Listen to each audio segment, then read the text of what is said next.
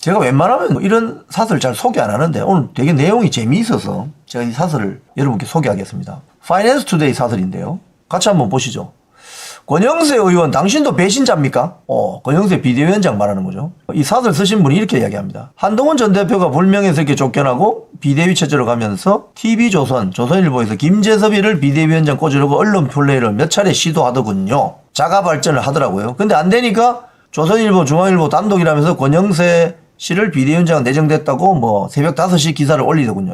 그러니까 이제 같은 업계에 근무하고 있으니까 훤히 아는 거죠. 저도 이렇게 좀 아는 것처럼. 뭐 이렇게 쭉 하는 게 경위가 어떻든 간에 권영세 의원님은 비대위원장이 되었고 뭐 절호의 찬스입니다. 그런데 당원들 사이에서 지금 권영세 비대위원장에 평가가 안 좋다. 왜? 윤석열 대통령을 배신하고 있다는 목소리가 크기 때문입니다. 권영세 비대위원장 지금 대통령 관저에 한번 왔습니까? 안 왔을 것 같은데.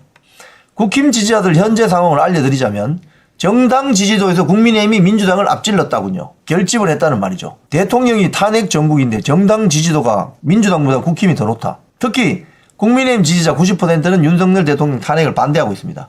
여론조사 결과가 그래요. 그래서 윤석열 대통령과 선을 긋는 것이 다음 선거에서 국민의힘에 유리하게 작용할 거라는 유화적인 발상은 버리세요. 권영세 비대위원장님. 이 시국에 지금 오늘 이야기 나왔죠. 윤 대통령 계엄 특검법을 발의하겠다고요? 그러니까 민주당이 발의한 내란 특검법이 있는데 거기에 대응하기 위해서 108명의 국민의힘 국회의원들이 공동 대응하기 위해서 계엄 특검법을 발의하겠다? 이 말은 이분 사설 쓴 분의 말은 이건 국민의힘 지지자와 윤 대통령 등의 칼을 꽂는 행위다.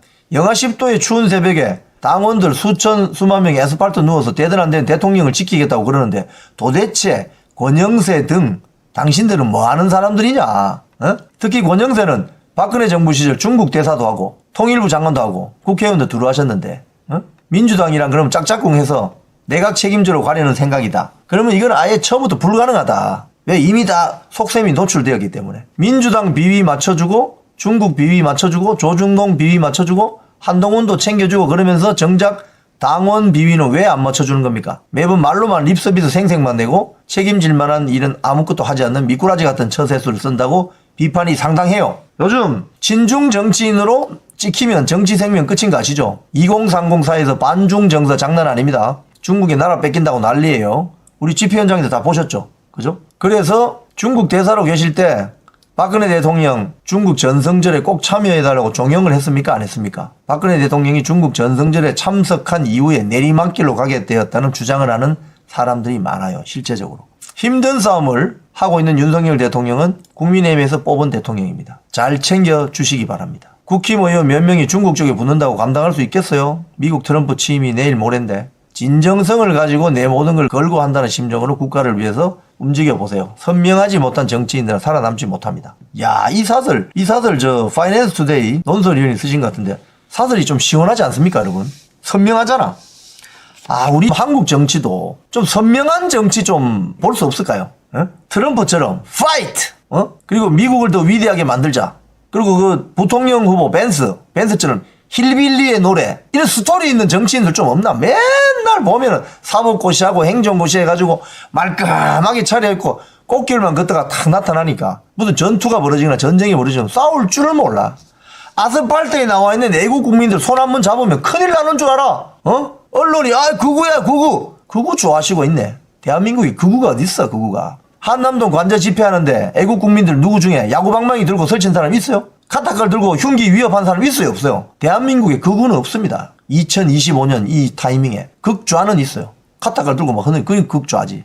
그러니까 아스팔트에 나와 있는 국민들하고 악수하고 손잡고 할 용기가 없으니까 전부 조중동이나 언론 눈치만 슬슬 보면서 한 번 더 국회의원 한 번 더 해야지. 그러려면 어디 가서 기선하면 안 돼. 그러면은 국회의원은 한 번 더 할 줄 모르지만 대통령은 되게 힘들지. 제가 이분의 정치 이념에 절대 동조하는 건 아닙니다. 고 노무현 전 대통령이 어떻게 해서 대선 후보가 됐습니까? 조선일보하고 싸웠잖아요.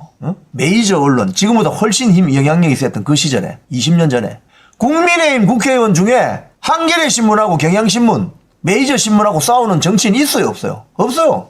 왜? 눈치만 슬슬 봐.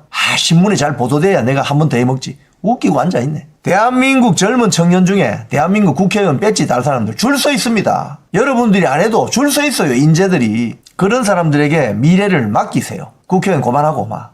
선명한 정치할 자신 없으면 3선 정도 했는데 대통령 후보 자격이 없다 이러면 다 집에 가세요. 이제 좀. 국회의원 3선하면 12년 정치한 거 아닙니까? 12년 동안 중앙 정치를 했는데 유력한 대선 후보가 안 된다. 별로 인기도 없다. 누군지도 모르겠다. 그럼 집에 가야지. 그걸 또 4선하고 5선하고 또 버틴다 버텨. 그러면 어떻게 되느냐. 정치가가 아니고 정치꾼들만 살아남는 게 되는 거예요. 완전히 그냥 때국물이 그냥 끼어있는 정치꾼이 된다고요. 그런 사람들끼리 모여있으니까 뭐가 되겠어요? 안 되는 거지. 나라 망치는 거지.